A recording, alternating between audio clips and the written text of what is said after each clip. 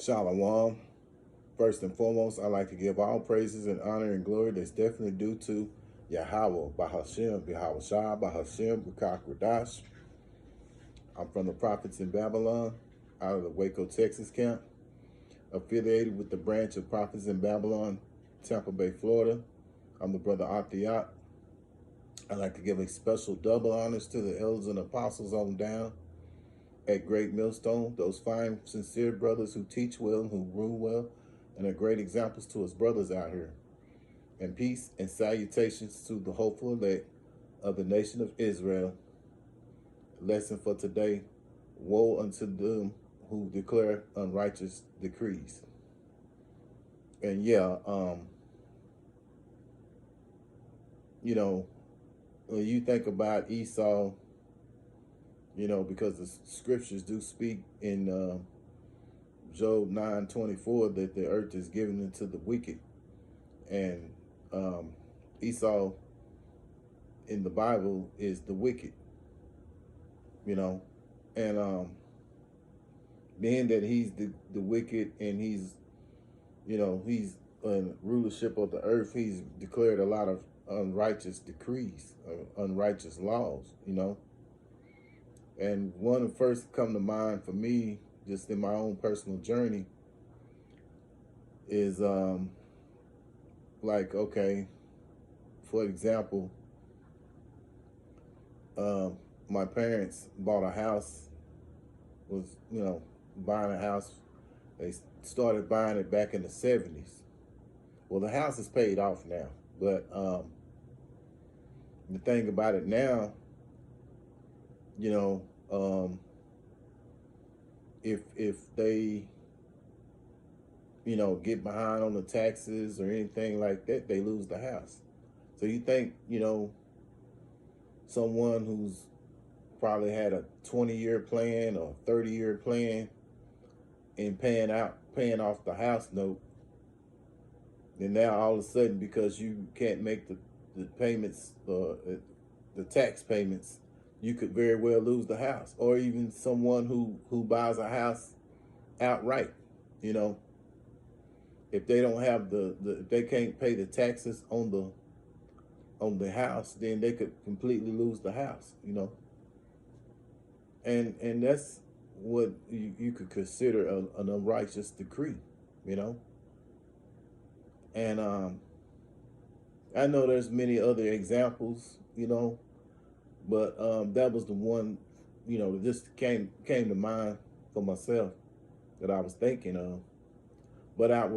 But without further ado, let's go into some scriptures. And Lord willing, I hope and pray that this will be edifying to you brothers and few sisters out here.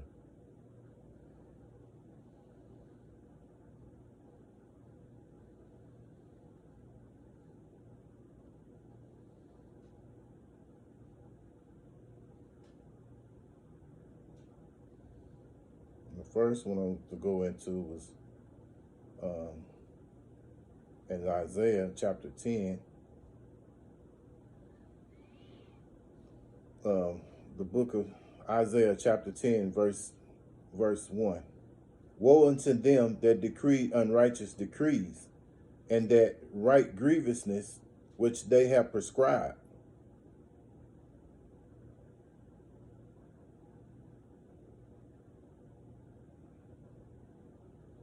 Verse 2, to turn aside the needy from judgment, and to take away the right from the poor of my people, that widows may be their prey, and that they may rob the fatherless. Yeah, so Esau has made unlawful decrees, unrighteous decrees, and this is another reason why they have to be taken out of rulership, to set up Yahweh Bashem, Yahweh Shah's kingdom, because that's because that one's going to be, of righteousness. This place that we live in right now is of unrighteousness,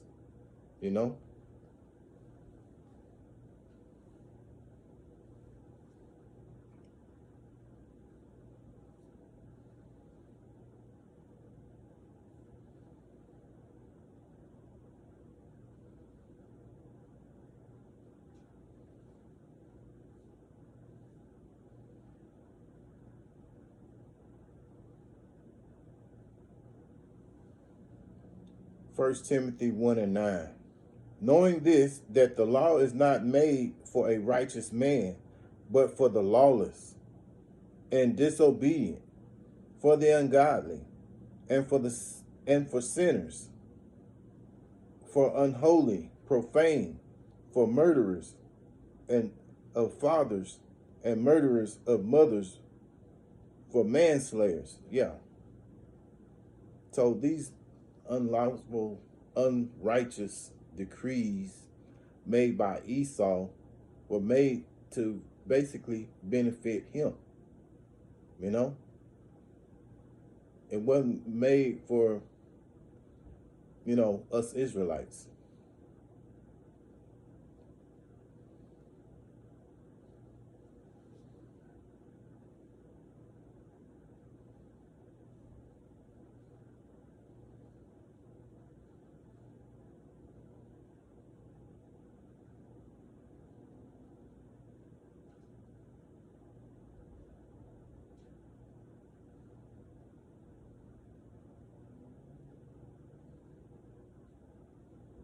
The book of Habakkuk, chapter 2 and verse 12.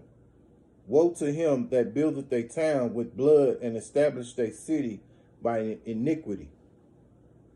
And if you think about this place, Babylon, that's exactly what happened, because, America wasn't discovered by Columbus. The tribe of Gad was over here before Columbus, way before Columbus even thought about coming over here. Matter of fact, Columbus, or Christopher Columbus, or Cristobal Colon knew that the Israelites were over here, the tribe of Gad. But anyway, what happened when they came over here? Well, Gad was friendly with them. He taught them how to farm and so on. And how did these wicked men do? What did they do? These wicked people, what did they do? They gave them blankets that were filled with diseases, and many of that tribe had been wiped out, because of those diseases. And also was a lot of bloodshed, with this, meaning as far as killing, violence, So these people turned on them. This shows you that, like the scriptures say in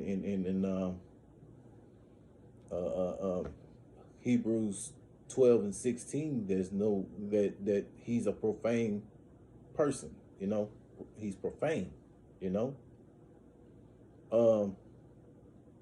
think of Reuben, the Trail of Tears. So this man has found this place, and through bloodshed. He took it through bloodshed. He didn't find it because the tribe of Gad was already over here. But through bloodshed, he took over the lands.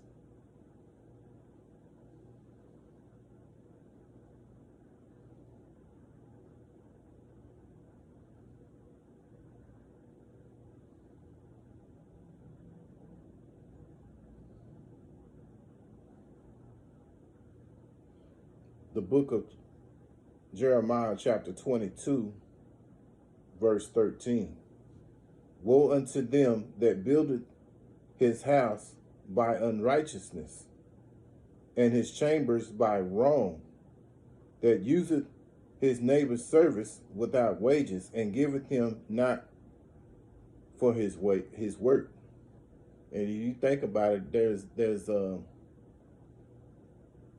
other people of the tribes who come over here,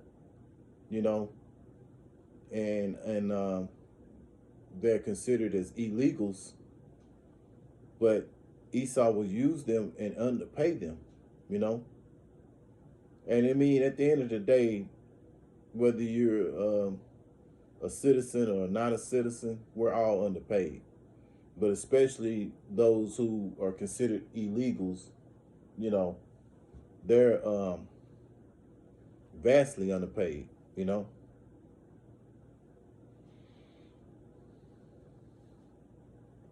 If they're paid at all. Who knows? You know, we don't know what this we know what this wicked man is capable of because we're blessed to have these scriptures. So some of them may underpay him, some of them may not pay him at all, you know.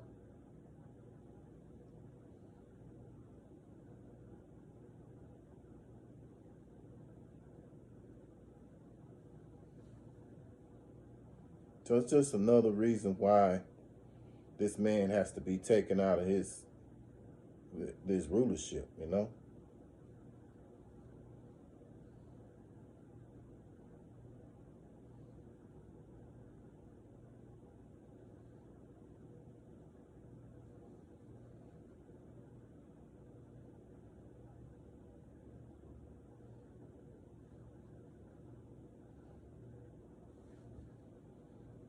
Psalms 94, the book of Psalms 94, chapter 94, Salakia. The book of Psalms, chapter 94, verse 20. Shall the throne of iniquity have fellowship with thee, which frameth mischief by a law? Verse 21. They gathered themselves together against the soul of the righteous and condemned innocent blood. Yeah.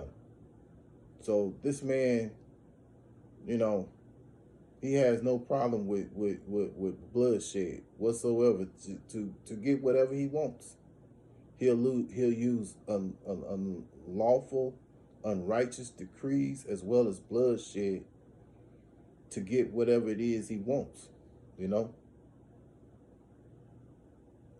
So, Lord willing, I hope and pray that this is an edifying lesson to you brothers and you few sisters out here. And once again, I like to give all praises and honor and glory that's definitely due to Yahweh, Bahashem, Yahweh Shai, Bahashem, Rakak Radash. I want to give a special double honors to the elder apostles on down. And peace and salutations. Slakia. I want to give a special double honors to the elders and apostles at Great Millstone on down. And peace and salutations to the hopeful elect of the nation of Israel. Until the next time, Lord willing, I'll say shalom.